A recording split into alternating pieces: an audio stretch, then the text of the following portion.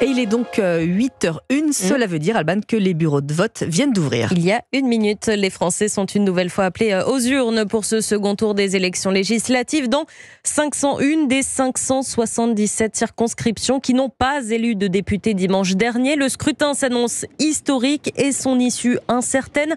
Bonjour Geoffrey Branger. Bonjour Alban, bonjour à tous. Geoffrey, vous êtes en direct d'un bureau de vote du 15e arrondissement de Paris.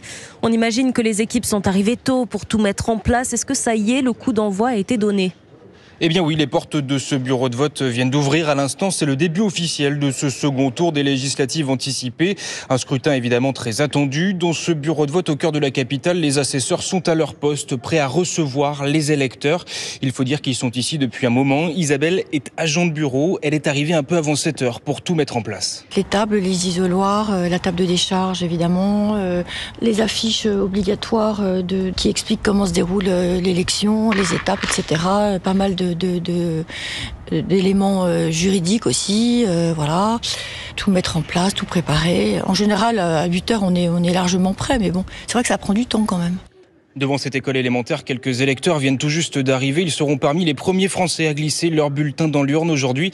Mais c'est certain, d'autres suivront avec 75% de participation au premier tour.